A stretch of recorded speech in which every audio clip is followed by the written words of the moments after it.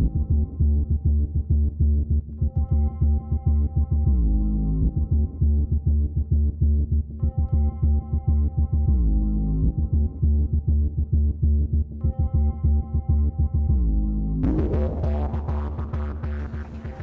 and gentlemen, welcome to part 4.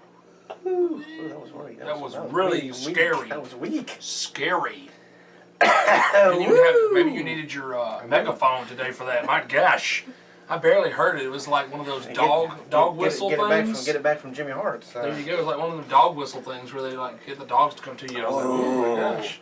That's like Macho Man trying to do the woo. That's scary. I can do the macho. Freak out, freak out. Snap it to a Slim Jim. Scary, ain't it? Welcome to part 4. Welcome to part 4. I'm Mike Hogan. He's, of course, is Justin Gata. I'm Justin Gata. And then there is a sneeze wizard. So. The sneeze wizard. So let's start off with, should Samoa Joe be placed on the NXT roster, and what other outside talent would you bring in if you could? So a little back and forth. No paper for this. Just back and forth. A little 5-minute talk here. Should Samoa Joe be put into the NXT roster? Yes. Yes, he should. I think he should. I think that is the. I think some of them would rather be in NXT. It's small. Yes, it's a step down from the main roster, but you have more freedom. I think it's a step up nowadays. Even Nikki Bella said, if I was in NXT, I wouldn't want to come up to the main roster. Well, Maria. Ask Maria. If she wanted to, if she'd come to NXT, she'd say, hell yeah. Maria from Ring of Honor? Yes. There you go. As long as you bring her husband. You know, wonder why? Triple H is doing it right. Exactly. That's why I want to go. And it wouldn't hurt Samoa Joe at all. Nope. Yeah, they have to change his name a little bit. Samoa something else, probably. Or Samoan Joe. Put an in. Samoan Joe.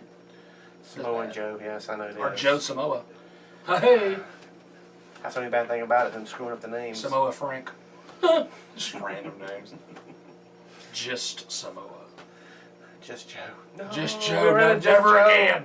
Never again, people. But it would work. I think they should definitely go to NXT. The people, the stars they have now, and the ones that are trying to get more from Ring of Honor. Yes. Absolutely. Talk about the takeover specials and everything. Yes. How great would it be?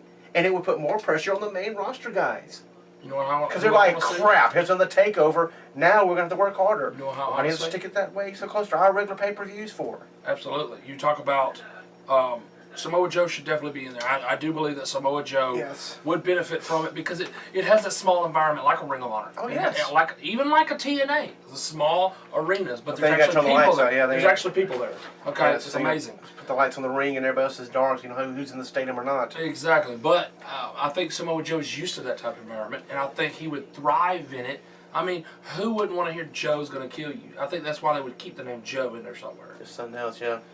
Joe something or something Joe. I'm just saying, I think they would keep that because you know people are going to chant Joe's going to kill you regardless. Because they're going fight Owens fight Owens fight. Exactly, so they changed it. Just give it a little bit, yeah. I mean, they kept the Kevin. They kept the Kevin part. So if they keep Joe or Samoan, something on there. Right. So I mean, it would work, and I would love it. I'd mark out all day long if Samoa Joe appeared and stuck his finger out at Kevin Owens. How cool that would be. Yeah. But I will say this. Because they just got to tease it a little bit for any takeover. Because something major always happens to takeover. Because we're talking about Samoa Joe. He's a bigger guy. And we also said Kevin Owens. He's a bigger guy. But who else? I'm going to go with the bigger guy. You're going to go with the bigger guy. Because they got a lot of cruiserweight Oh, they got people. the Nation guy. He's coming now. Hoo-ha. Yeah. Spazzed out a little bit. Sorry about that. Sorry. He's coming. So. Sorry. Spazzed. Hoo-ha Nation. UHAA Nation. So will they just call him The Nation? I think they're going to change it totally. I think the whole name will be changed. The whole name will be changed? It'll be a totally different name. Everybody's name is totally changed except for the Kevin part. But I do believe that a bigger guy, you said he's coming, so that doesn't count with the part where you said outside town, because he is coming. I believe that Hanson would do very well. Hanson, yeah, he would. The Warbeard. What about the Warbeard versus the War Machine Rhino? Well, Rhino can't come on the tag team with the Bull, though, see? I want him to be in the tag team with Bull Dempsey. I don't think it'll happen, though. I don't think they're going that route. I don't either. I think he'll be a little bit. And the next time, next set tables, there'll be some of the big names coming in to face the younger talent. Totally fine. Which is great. Absolutely fine. They can alternate them out. Rhino can come back later on. Yes. Brad Kendrick come back later on. Totally fine with that. Now, it depends, because they don't need to do like what they did at the first Columbus, Ohio show here. which was Big Show versus Ryback on the Yeah. NXT show. NXT, they taped some of it. That was a bad idea. I don't know whose idea that was. I don't know who thought that. I thought maybe they thought with some star power that the tickets would sell better. But I don't even know if they advertised the two of them. I think it was a special surprise. It was a special So it didn't even surprise, help ticket sales. That totally messed up the vibe of the show. They hated it. Yeah, I think Triple H will stop that. If Rhino was there, that would have been nice. Brian Kendrick would have been there. They would have went for it.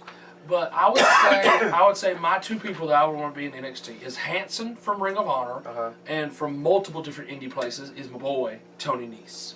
Okay, you're picking two. I guess I'll think on this means that I can think of two off the top of my head. You should be able to.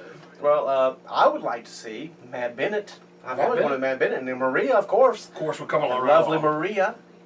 I'd like to see him be in NXT. Right. And also, I would like to see the Briscoe brothers, the tag team, the Briscoe brothers come in. I know they don't have the WWE look, but who cares? I'm tired of having this. I'm tired of having the WWE look. Amen. Back then, in the 80s and 90s, you didn't have the WWE. You had fat guys, skinny guys, ugly guys, pretty guys. Different. Same with the women, too. Fat girls, skinny girls, pretty girls, ugly girls. But now everybody has to be in cookie cutter. It shouldn't be that way. No. That's why I'm so glad they haven't got on to Kevin about wearing a shirt. Yes. I don't see nothing wrong with it. That's his look. Nothing wrong with it, people. Chill the flip out, And if folks. people are buying your tickets and putting their fannies in each little seat, 18 inches, every 18 inches, and they want to see Fat Kevin Owens out there, then I think you need which to he's leave shaped Kevin. up. He has shaped up. He knows he has to. He has, and so that's good. But I'm just saying that you don't have to have all the same looks. I mean, I like to see Chris Hero try again. Yes. Maybe he learned from his mistake. Maybe WWE is not for him. Right. But, you know. Yes, absolutely. So there's your two, and yes, and my two, and I'd like to go back through there one day and do that same exact thing. As people come and go in Ring of Honor and different indies, as new people come around, it might be nice to revisit that question. People coming into NXT. It's true, because that is right now NXT is the place to be. It is. Ooh, that's a little slogan there. Nice slogan. You can have that. Y'all can steal it if you want it. Yeah, you can have that free of charge, Hunter. Free of charge to NXT and Triple H. So now, like I said, we're going to do a little 10-part series here that'll take us into our new year. It will. Our new year, not the new year. It ain't gonna be that long.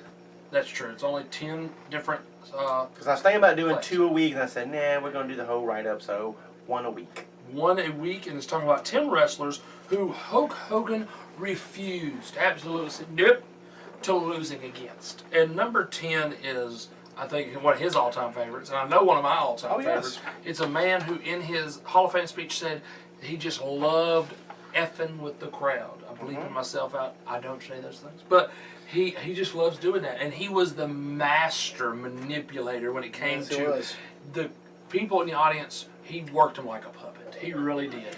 And that's why I believe he would be perfect on the writing staff. Writing staff, exactly. Or just behind the scenes, giving out ideas to younger talent. Exactly, helping the people come up with their characters. Hey, you need a head trainer in NXT. How about this guy? Right. And, I mean, because you got Dusty doing promos. You could have Jake Roberts. Yes, that's who number 10 is. Jake Roberts. You could have, since Dusty does promo work with him, he could be character development. Yes, I mean, I just blew your mind, Hunter. You can have that one for free too. I mean, the people are out there. They are out there. I mean, look at Scott Hall. He's one of the best minds in the business as well. Even though his mind is fried. But he still has. You can still use him to a little bit of something to help. He still has a better mind than most of them. Do it. Next time you go out there, do it this way. Right. Instead of that. Tweak it just a little bit here, tweak it a little bit there. He's the one that came up with the whole Crow Sting idea. So. He came up with that whole thing. But we're talking about Jake the Snake Roberts. So during the late 80s and early 90s, Jake Roberts was an absolute master of his craft. He we were just saying. He was, yes. Sure, he's done well before then, but this was the period where Jake was at his peak. Back in 1986, Roberts had established himself as a master manipulator and a conniving heel. He was. He very much so was. So that's funny. I didn't even read this ahead of time, and I was right on the same path here. He'd been feuding with the likes of Junkyard Dog and Ricky Steamboat. Yes. While Hulk Hogan had been continuing his feud with Paul Orndorff. Because he put Steamboat out when he DDT'd him on the concrete. Yes, that was an accident. But still, But it was great. Made a great storyline. It may have damaged his brain for a while though, but it said whilst Hogan had been continuing his feud with Paul Orndorff, such a good heel was Jake. The decision was to put into motion a feud with the Hulkster. A November 1986 Snake Pit segment aired on WWF Wrestling Challenge, one of your favorite shows. Yeah, wait for it to come on the network. There you go. Although all was not as originally intended, yeah, I don't like that. When the segment was actually shot, the pair ended up in a scripted argument that resulted in Jake dropping Hogan with his patented DDT. Boom! The stage was set for the two to feud over Hogan's WWF title. Apart from that, they didn't at all. The dastardly heel Roberts attacking the mega babyface Hogan ended up actually getting a far different response to what the WWF expected. Even back then. The fans knew what they wanted. Jake actually got cheered for his actions when the item was filmed. See, they were sick of Hogan already in '86. There you go. Which led the Snake Pit segment to be cut short when it finally aired on TV and completely omitted the attack. It said that Hogan wasn't happy with Roberts getting cheered for attacking him, with the Hulkster worried that Roberts would become a legitimate challenger to his top babyface position. In an interview with the Wrestling Observer years later, Hogan added that at the time, he didn't think that the feud would draw money. Apparently he ain't as smart as he acts then.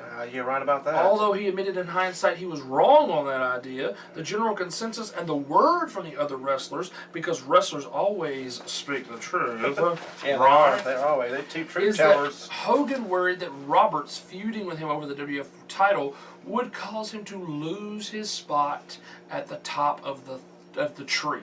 After getting cheered when up against Randy Savage, also a heel at the time, the decision was finally made to turn Jake babyface, have him feud with the Honky Tonk Man.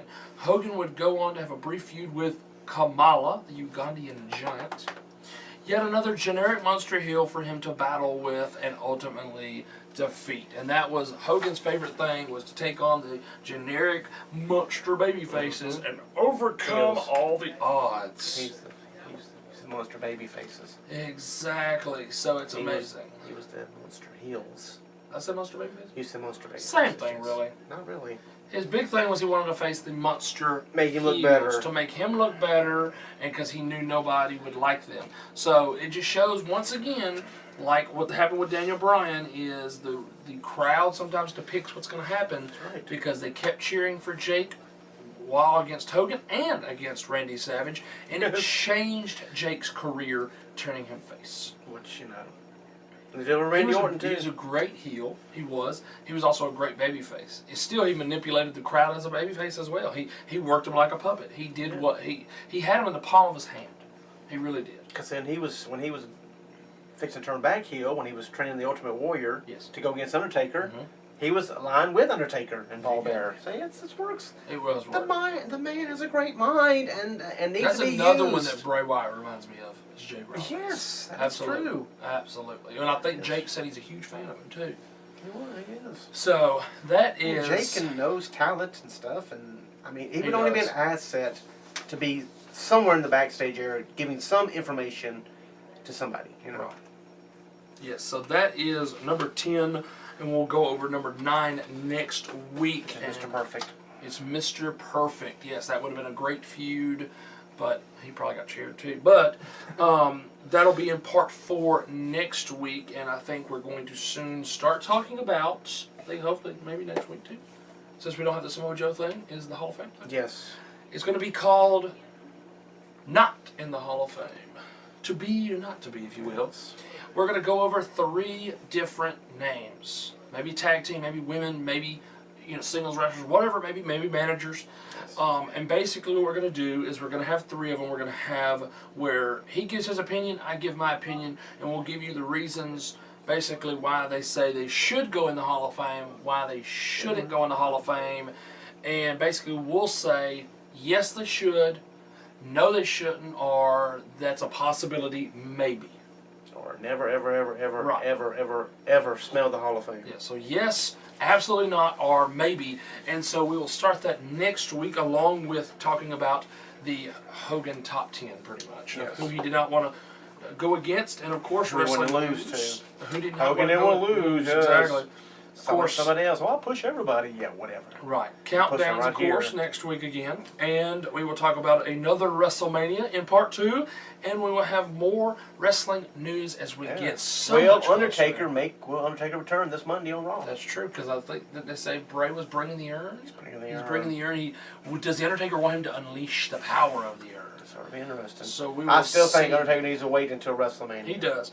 But, like we said before, the special effects can work in that environment. Definitely can work. Also, of course, hopefully we'll have some matches for upcoming matches for Ring of Honor that we can announce. More WrestleCade names and some more indie news as we get closer and closer to episode 51 with Gargoyle and episode 52 our WrestleMania, our 1 year anniversary of the show happens to be WrestleMania weekend. So you did a good job this week. Thank Cover you. for me. I mean, I chimed in a little bit here, but Yes. Mo. I was the host this week and he was the co-host. We Yes. swapped places. I want to thank It's everybody. not like Freaky Friday though. It's not. Thank No, goodness. I want to thank goodness. everybody for watching this week, and we'll catch you next week right here on the YouTube for Top Rope Reality. I'm Mike Hogan, And I'm Justin Carter. and we'll see you next week.